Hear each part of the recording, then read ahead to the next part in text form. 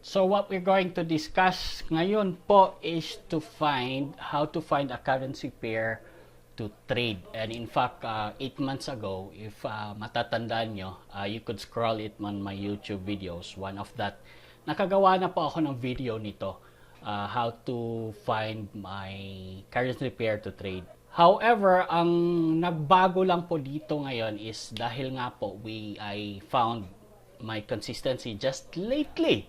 No, last nung May pa lang. So, merong pagbabago dito which is i-add lang po natin doon. No? So, which is ang ipapakita ko ngayon.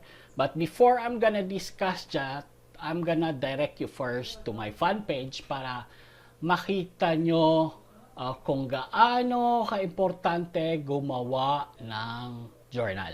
So, let's go to my fan page.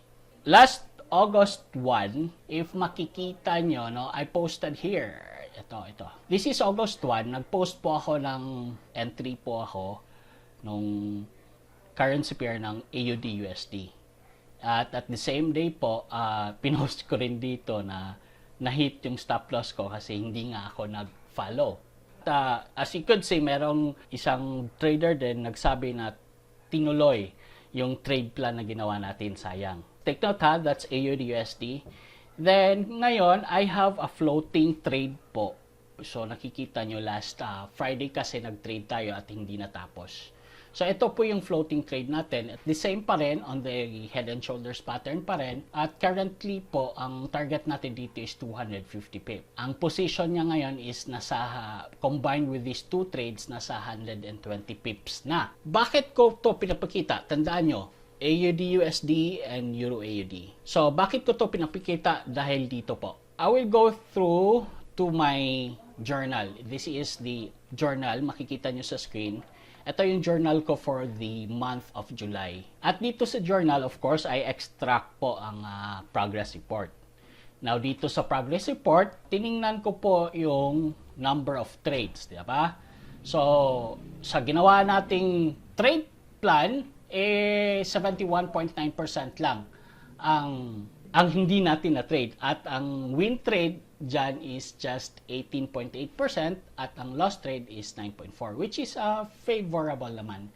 Once nakuha ko na yon, tiningnan ko din yung number of win trade natin, yung number of pips. And napapansin natin, favorable. It's 614 pips ang win compared to loss trade na 171. Take note, this is for July Now, bakit ito tinignan to? Kasi from here, nakita ko na merong mga currency na nanalo tayo. Ang tanong is, ano na currency ito? So of course, unang ginawa ko, kinuha ko muna yung loss trade para malaman ko rin yung currency na hindi natin iti-trade. Iiwasan ba natin or hindi? Dito nakita ko GBP-USD, ito yung pinakamalaki, and which is the 47 pips ang talo nito. Bumalik ako sa progress report ko, nakita ko na ang GBP-USD pala on July 6, that was the non-farm payroll, which is last non-farm payroll nung August, hindi tayo nag-trade, which is bakit? Kasi nga po, ang laki ng talo ko last time. Diba? So, you get the pattern here, the purpose of the journal that you're having. But look, eto, on the win trade, mapapansin mo, merong tatlo dito na currency pair na malalaki ang pips. Number 1 is the AUD-NZD. Number 2 is the AUD-USD. See? Which is, makita mo, last August 1, pasok na pasok siya. So, meaning to say, umulit siya, right? The next na malaki na pips na we have won for the month of July is Euro-AUD. Ito, this is 102 pips. Ito na naman, for our current trade, meron na naman tayong Euro-AUD which is on the positive side na. Nasa 120 pips na tayo. Have you seen the relationship nito? So, have you seen the purpose of the journal at paano ako natulungan? Ito na yung sinasabi ko na if you have data in front of you, you could really detect, you could really find out ano bang favorable na iti-trade. Dito nakita ko, lumusot na ongoing si Euro-AUD, lumusot na si AUD-USD. Si AUD-NZD na lang ang wala. Ito ngayon, kaya gumawa ako, nag-post ako ulit. Ito po yung latest post ko on my fan page. if we will look at it, nakikita mo, no, pinapakita ko dito yung relationship na lumalabas. Nananalo tayo last month. Ang ginagawa ngayon ng market is parang inuulit lang niya. Anong connection ito? Nanalo tayo dito last July kasi po, na-confirm lahat ng ating confirmation.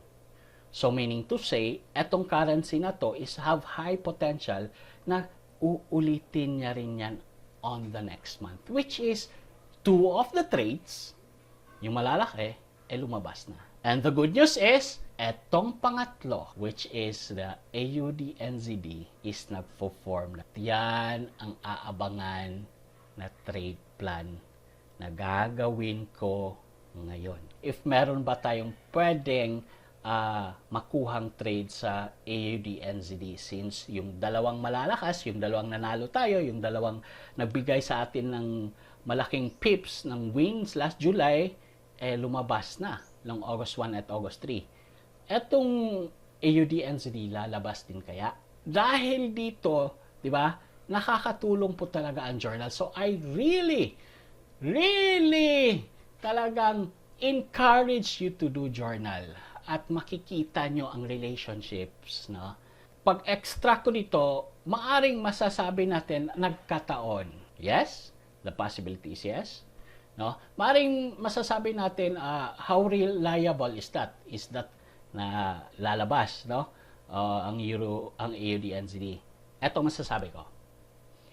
If etong July, si Euro AUD at AUD USD nagbigay ng malaking pips natin dahil nga po malaki pumasa siya sa ating mga confirmations. Gumawa tayo ng sistema, in-apply natin yung strategy natin at pumasa siya. So, kaya tayo kumita na malaki. Now, if these two currency, pumasa, what is the reason then na yung isa, hindi papasa? So, you get my point na meron. There's a lot of possibility na pwedeng mangyari. So, that is why, ngayon, gagawa po tayo ng trade plan in regards with AUD-NZD. Ito yung pangatlo. At ito ang aabangan natin for the next week trade. So, let's go for the trading view. So, ito raw nyo po makikita on how I create my trade plan. Pag gumagawa po ako ng trade plan, consistent po tayong pare-pareho on the way we create trade plan. Of course, tinatanggal ko muna lahat. Yan, tinatanggal ko muna para hindi tayo malito. Yan. Then, currently, what I'm doing here right now is kinukuha ko yung support and resistance ng daily time frame. This is AUD-NZD on the daily time frame. There. That's the resistance. And I believe this is the support. Yeah. That is the support for the daily time frame. Dito on the daily time frame, matagal ko na rin itong inaabangan.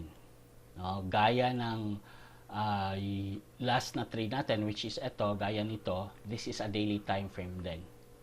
So, matagal kong inabangan hanggang lumusot na siya talaga. So, ang sistema natin for AUD-USD on the daily time frame on head and shoulders is quite different. Right? Since nakikita po natin that merong pattern, di ba? Madaling naman makita kaagad yung pattern na ginagawa. Saglit lang, phone call. Hello, Jazz. Yeah, what's up? Ha? Nipalit siguro gasolina kay gapaayo ko. Naman. Wala ba ko kabalo, bro? Pero ganiha gapapalit ko, pero aniya lang, istorya lang mo. Or pag abot niya kaya akong patawag siya nimo. Yeah. So here, nakita po natin this is the head and shoulders po ng 1-day time frame. So of course, sa head and shoulders, isa sa confirmation natin is kailangan umabot ng 618. Bakit 618? Kasi yan po yung high profitability. Nakita po natin, no, tabang eksakto talaga, no, parang sinukat yung 618 is what? The groove na ginawa natin on the daily time frame. Right? Diba? So pag ganito kasi parang nagkataon, no? Pero nakaka-excite, no? This has a relationship talaga. Now, after this, on system regarding head and shoulders on 1 day time frame is different on the system on my head and shoulders on 1 hour and 4 hours. So, dito, hinahanap ko po ang tinatawag na drop zone. So, to do that, I'll go for 4 hours chart. Kunin ko yung pinakamataas niya. There you go. Yan. At yung pinakamababa, eto.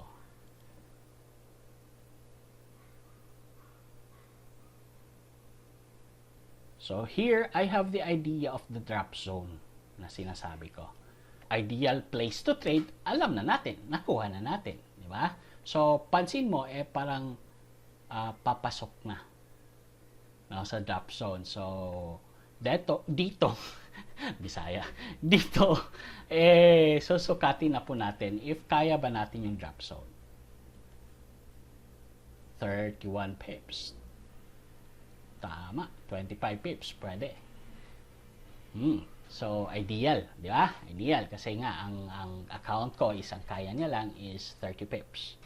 So, from here, isa sa confirmation ko on the head and shoulders on the 1 day time frame is umabot ng 618, and after that, kumuha ng drop zone, and of course, sa drop zone na yan, ibig sabihin, nagkaroon ng rally, nagkaroon ng consolidation, which is, eto, nag-consolidate nga siya. Diba? Para hindi natin alam kung aakyat ba, o bababa ba, basta within this area, siya pa ulit-ulit pabalik-balik. Of course, ang ginagawa ko dito is, naghahanap, since pattern trader po ako, naghahanap ako ng pattern. The obvious na hinahanap ko dito, of course, yung head and shoulders. If natatandaan nyo, according to this, last July, this is July, di ba? July. Dito po tayo nanalo na malaki. No, matatandaan nyo to. This was our trade plan that give profit to us last time. Bad pattern. If we will go back, tingnan natin. July, kailan ba yun? Makikita natin yan dito. Kasi I've been posting my trade plan sa fan page. So, in case gusto nyo pong makasabay at makita nyo kung tama ginagawa ko is you could visit my fan page and my YouTube. So, hanapin po natin yung pinost ko na yon.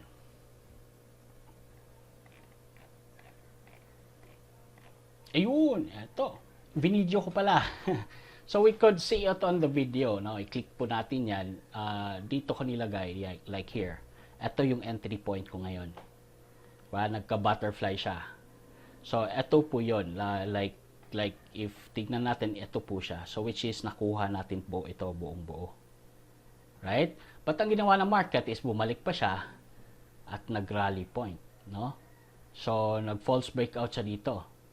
So, malamang gagawin na market is iaakyat na niya.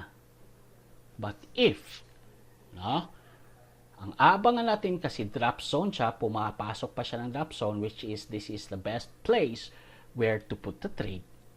Maghahanap tayo ngayon ng pattern naman dito, which is, meron po tayong nakitang magandang pattern. So, para malinaw, punta po tayo ng 1 hour kasi hindi ko masyado mapinpoint yung pattern dyan. And here it is. No, kita nyo na po. No? From this point to that point, nakita natin that it's 0.786 ang retracement. And on the harmonic pattern, pag 0.786, ano po yon? That is a butterfly pattern. Right? So, meaning to say, nagpo-form siya ngayon ng butterfly. There you go.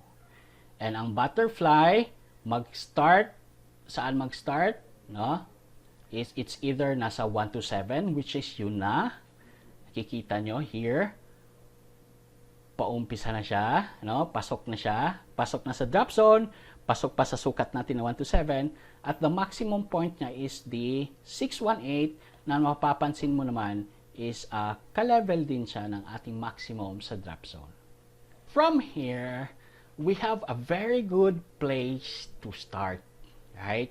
Plus, sinukat pa natin itong drop zone na to. It's only 22 pips. So, kaya-kaya, pwede na tayong maglagay ng trade. Right?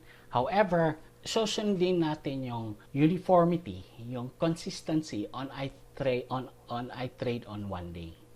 So, when I trade on one day, pag nasa taas ako ng drop zone, ang ginagawa ko po is ina-apply ko dito yung strategy natin sa 1 hour and 4 hours. So, from here, maghahanap na tayo ng rejection there, which is may nakita tayong rejection on the 1 hour, at meron na rin tayong nakitang rejection, retest, ayan.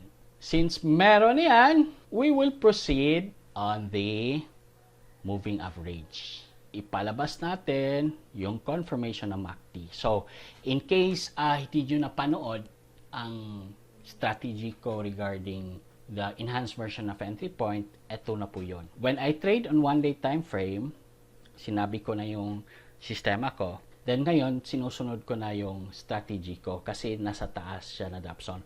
Pero pag nasa baba, iba naman ang pag-usapan. Meron naman tayong ibang pamamaraan dyan. So here, let's go to 15 minutes na. Makikita natin na if ever mag-crossover siya at if ever supported siya ng MACD, then we take a trade. But if hindi siya nag-support ng MACD at nag-crossover, we will not take a trade. Bakit? Kasi nga po, meron pang probability na aakyat pa siya dahil nga po, hindi pa tapos yung butterfly pattern niya. Although, this is the start, but yet, meron pang maximum distance ng butterfly pattern. Ito po ngayon yung trade plan natin for AUD and ZD. Sabayan nyo at if you have questions regarding this, please do comment. No? If you find something wrong, please do comment also. Now, again, uulitin ko lang just for a recap, I give emphasis talaga sa journal. Dahil sa journal na ito, extract ko yung progress report at nagkaroon ako ng idea saan dito yung mga currency pair na lumusot, na nagbigay ng profit sa akin. At because since lumusot siya, meaning to say, pwedeng uulitin on the next month. Which is, ang nangyari, inulit na niya yung dalawa na currency pair at eto na naman, meron na namang potential. So question, itutuloy ba niya? Again, for that, hindi natin alam. But if in case itutuloy niya, handa na tayo. Bakit? Kasi we already created a trade plan for AUD. Since medyo mataas haba-haba to, gumawa kayo trade execution nyo, isang full at isang swing kung in case gusto nyo mag-swing.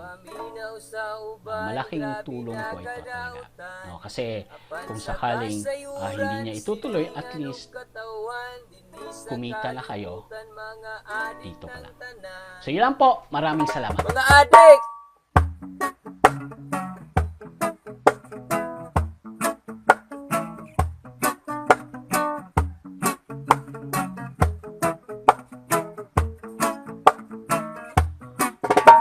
Dagan ang mga taong adik sa pagkahimantayon. Chismoso o chismosa, lebakero, gibakera.